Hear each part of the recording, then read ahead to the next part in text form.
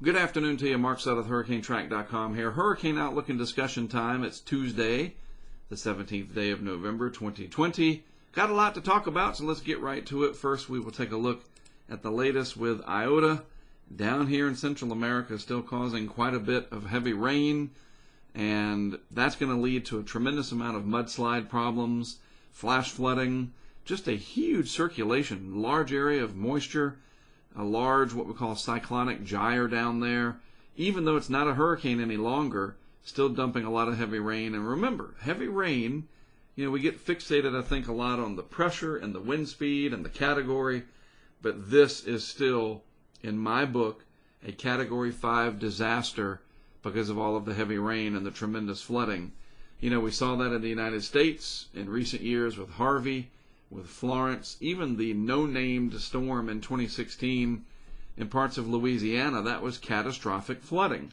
And I believe that we are in need of a different way to categorize the impacts from these systems. I don't know if it's necessary to do away with the Saffir-Simpson scale, per se, but understanding the full impacts, there's no Cat 5 Hurricane Iota anymore on the map, but there are still catastrophic impacts being felt for our fellow humans down there, and animals, and the overall environment in Central America. So luckily, seriously, there's nothing else coming. The system that we were a little bit concerned about coming off of Colombia and developing in the Southwest Caribbean, I don't think that's going to manifest itself going forward. A close-up of Iota here. Again, very heavy rainfall, large circulation. You can see the huge cloud pattern associated with what's left over of this once powerful hurricane. A lot of lightning in the offshore area, and just this broad feed of moisture still embedded in the Southwest Caribbean. Not going to go anywhere anytime soon, just a slow-moving system. And we're talking not just Honduras up here. I'll put an H for Honduras, but also for Nicaragua, of course. This is El Salvador. Put a little E over here. Guatemala, we'll put a G and a B over here for Belize. The whole region. A lot of heavy rain, and this is not a fast-moving system. And just to get an idea of how big this is, just a sprawling area of energy pulling in that warm, high dew point air from the Caribbean Sea, those high upper ocean heat content. Too excited about today's update. Lots to talk about, so my words try to form faster than my brain and my mouth can coordinate sometimes. Yes, there is still a lot of high upper ocean heat content down there, and that fuels this moisture that we're seeing for sure. Like I mentioned, once Iota, and it's still a tropical storm in terms of the wind, 55 knots, that's still strong enough, knocking some trees down, making life generally miserable, but it's that rainfall that in my book I would still classify that as Category 5 in terms, if you have to have a category, there you go, in terms of the impacts. Then the other system, luckily now down to 30% chance of development, a broad low pressure area, and that's again related to this overall cyclonic gyre that's just kind of stuck down here because of the pattern. But as I will show you in the GFS from today, we'll back this up to the beginning. I kind of got ahead of myself there. I don't think it's going to do too much, which is good, obviously, since we've been through so much already this year. So here we are, the 12Z GFS. There's Iota down there from 7 a.m. Eastern Time this morning. Very well-defined vorticity signature with it. And then this other little impulse here trying to get together off the coast of Colombia and South America. We move this forward to 24 hours. Iota finally loses its identity for the most part over the rugged terrain of Honduras and Nicaragua and vicinity. And in the meantime, as we go through to 48 hours, it finally kind of goes on through what's left of it into the Pacific. Pieces of it break off. And then, yes, we do have a little bit of an impulse trying to coalesce down here. You get a little bit of a turning of the wind field, but nothing like we were seeing the last couple of days, which is a good change. We're going in the right direction. Big sprawling area of high pressure. You can see that outlined right here. Moving across the southeast, this will work its way offshore into the western Atlantic. and set up for hopefully a fairly nice week next week, which of course is Thanksgiving, and we need some nice weather for that. That's for sure. At hour 72, 3 days out, nothing really coalescing. No energy bundling. There's a little bit of an impulse we're starting to see show up here in the southwest Atlantic. But again, nothing coming together down here, and that is great news. Hopefully, the models won't switch back. Oh, psych, there you go. Something's going to develop after all. Hopefully we don't see that. Finally out at day 5, again, pointing to down here. Nothing to really be concerned about. Just general broad turning for the most part of the trades down there. The cyclonic gyre begins to really let go and abate and change, and that's good because I'm done with hurricane season. I'm sure we can all agree that it's time to close the books and move on. Interesting, sharp kind of trough axis out here. Whatever, maybe a little bit of convergence going on. We'll see. This is 5 days out. There's a strong cold front coming through parts of the nation's midsection. Maybe this tries to organize some as this trough swings by. Maybe the two combine and go up the East Coast. I'm probably reaching there, but sometimes that happens. These systems do represent heat and energy. This is what we call baroclinic energy in the atmosphere, and it's a different source of energy. You can see the vorticity is stretched out over a large area, but this is energy and this is energy, but they're two different mechanisms at play, and sometimes the two can combine and you can get some interesting East Coast storms. We'll just keep an eye out for that and see what happens. Nothing to be concerned with yet. It's just, maybe some ingredients trying to come together there. All right, as we head to the last couple of weeks of the season here, and once we get into December and beyond, I will be focusing more and more on this big puzzle piece. And that's exactly what this is to me. It's a big puzzle piece. It helps us to understand where we may be headed for a variety of weather impacts globally. Namely, obviously, since this is hurricane related, this website and my whole social media presence, we mainly focus on hurricanes, and this is a big driver of that. Warm sea surface temperatures usually equate to tropical cyclones. We know that. That's the basis. Other factors come into play, the rising or sinking branches of different cells of the atmosphere and other complicated factors. But this is the basis, at least as far as what I look at. Other people, maybe they have different methodologies. I don't care. This is what I look at. Anomalies, especially. We know that it takes warm temperatures. What about when they are colder than average? And that's what this blue shows. This is the La Nina in the tropical Pacific here. Try to draw that in.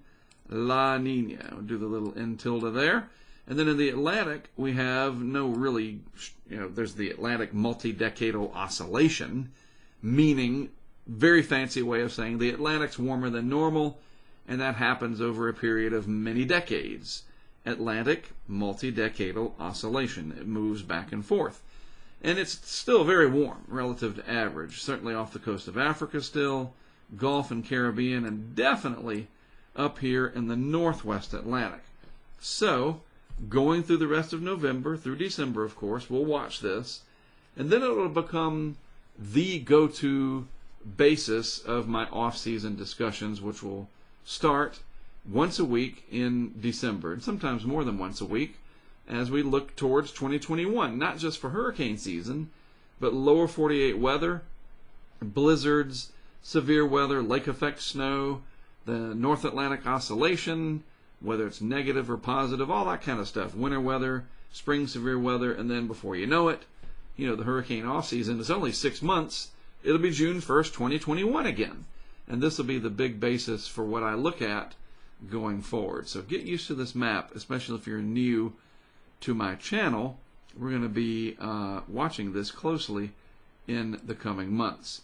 So as we finish up, a couple things about what we're going to do going forward, and a big note again of thanks to everybody who has helped to support my entire effort going back to 1999 when this all began, to the most recent incarnation of crowdfunding, and that is Patreon, which I began 4 years ago.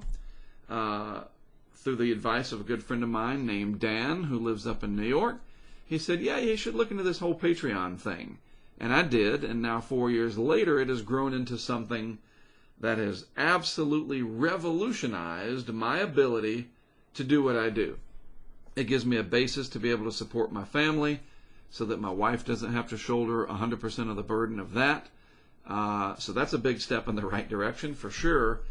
But it has also enabled me to do the things that we have done out in the field this year.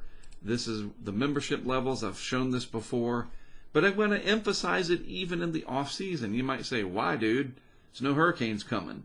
To which I say, you don't understand the big picture.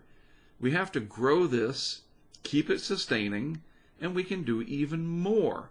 Look at what we've done, and we're at about 833 patrons right now. And that number changes. People have needs. I got to reduce it, or I need to cancel for now. Some people come in, they just want to see the action as it is happening. I understand that. But I want you to think about that number for a second. More than 800 people, mid-November, are still with us, still together. Crowdfunding, those two words, very important. Crowd, big group of people. In this case, I'm very happy with that. It has exceeded my expectations. And then the funding. Those dollar signs matter because collectively it adds up so that we are able to do remarkable things. People donate, like I've talked about before. This GoPro Max camera, that's a $500 camera. Somebody donated that. They sent it into the project. And I've used it. I've done some great things with it. And we actually have 3 of them, and we're going to do even more with that kind of technology next year. It allows us to capture 360 VR video, which is, still trying to find its place out there. I get that. Not everybody has an Oculus Quest, the VR headset, but we're getting there. More and more people will embrace that technology. All the way to the battery systems, the Kestrel drop sensors, and there's even, as an example, a guy from Seattle. Well, I say Seattle, that's close enough. He's in Washington. I think it's Port Orchard, I hope. His name is Chris, I do know that. And he made a box that is a light box. Literally, it shines light at night. Has a sensor built in. I'm not going to get into it too much because it's too freaking awesome. And we're going to test that in the off season, and it's going to solve once and for all our, oh my gosh, it's coming in at nighttime. Darn hurricanes making landfall at night. We're not going to have to worry about that anymore. We're not going to light it up like Hollywood. We have an entire city block lit up, but we're going to be able to see for the first time ever when hurricanes make landfall in a totally different way. And that is something that was crowdfunded, put together by one of our partners out in Washington State. Another guy from Buchanan, Georgia, his name's David. He helped to take a piece of equipment and modify it so that we can now easily clamp a camera to the concrete jersey wall of an overpass to look down the street below. And you get that nice wide vista, where you can see you're elevated, it's above a roadway. And we tested that out in a couple of events already with great results. Most recently was Hurricane Zeta at the Interstate 10-603 interchange there near Waveland and Bay St. Louis. And we're going to have even more of those going forward. This guy using his welding and his shop skills just west of Atlanta. Remarkable. It truly is. So that is what we do here. It's not a subscription where you buy something and then I send you something every month, or you log in and it's just one way. Nope. It is multidimensional. And I mean that quite literally. It's definitely in all 3 or 4 or 5 dimensions, whatever you want to call it. It's remarkable. And here's the people. Here's Nick. Here's Cecil. Here's Julia. There's me interacting with the folks. We propose ideas. We talk about stuff. It's constant. It really is. And that's what this community is all about. You have access to our tracking map, which is in itself one of the most remarkable achievements that has come out of this crazy year. One of our crowdfunding partners from the UK, a gentleman named Will Woodgate, put this together. You can track the storms. You can change the map extent and the map layers. All kinds of stuff. I mean, absolutely incredible. I mean, look at this. Zoom back out. See if this will turn on. Yep. I mean, wow. All these different layers that we can turn on and off. We're just starting to scratch the surface with this as to what we can do. We even have our, hold on, let me go back to the, I'm still learning it myself. The map layers, there it is. We can even turn on our Nest cams. I mean, we have one out here. Let's see if the camera at Port Orchard, yep, look at that. This is the cam that is sitting on, I guess it's not light. Yeah, there it is. This is Chris's cam, that guy I was telling you about that built the light box. This is out in freaking middle of, like, I expect Sasquatch to go by. You guys do this. This is your funding, your expertise. You know, the one in Colorado will be able to monitor Pikes Peak. That's Pikes Peak there in the background, right there. That's Pikes Peak. And I met this guy, his name is Scott, through one of our other crowdfunding partners down in Austin, whose name is Matt. I mean, I can go on and on and on. I want to bore you. But boy, when people say, stop begging for money, I'm like, you just don't get it. This is what we do with that money that I'm, quote, begging for. We're trying to build something here that could get so big. I see the potential here that it could become its own thing, kind of challenging what we see on television and taking television to a whole different level. And you can be a part of it. The other aspect of it, and I'm so excited about this, the Hurricane Highway series. This is on YouTube. It's a playlist. I've got 5 out of the first 8 episodes that I'm trying to finish. Oh my goodness. There's the music. If you haven't seen it, it's a playlist on my YouTube. Check it out. You can be a part of this. You can help crowdfund this production. There's no commercials, no ads, none of that. It is free, available to the public. Our patrons get access to it first. And our $25 patrons, of course, they get their name in the credits, the end credits.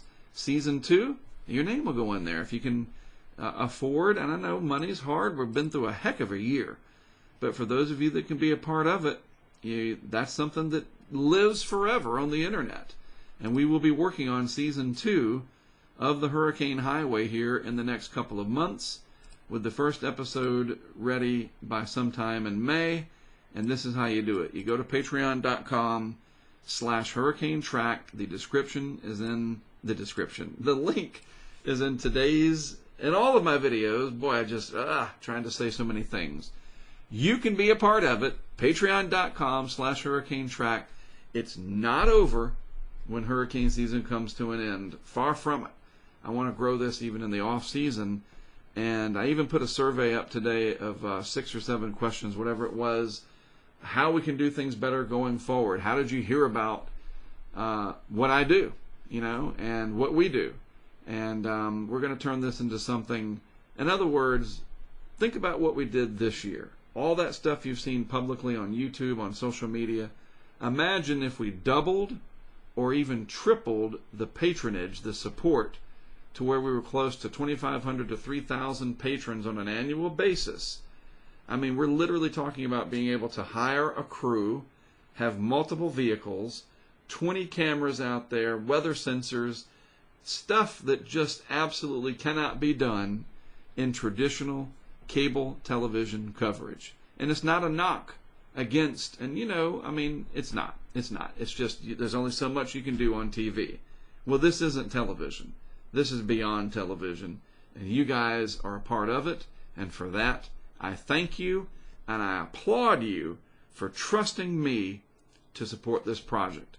We have all benefited from it. It affects the greater good. We donate all of our information to science. We don't charge a dime. An insurance company, a university, the Hurricane Center, a private weather company, I don't care. You want our data? Ask. We'll give it to you. And that is what crowdfunding enables. Affecting the greater good is the biggest goal. But the other stuff that we have achieved, wow. So thank you all very much. And thanks for listening to me about it. If I don't talk about it, you won't know about it. All right. Have a great rest of your Tuesday afternoon. As always, I appreciate you tuning in. That part means so much to me. Believe me, it's great to have you on the other side of your device of choice.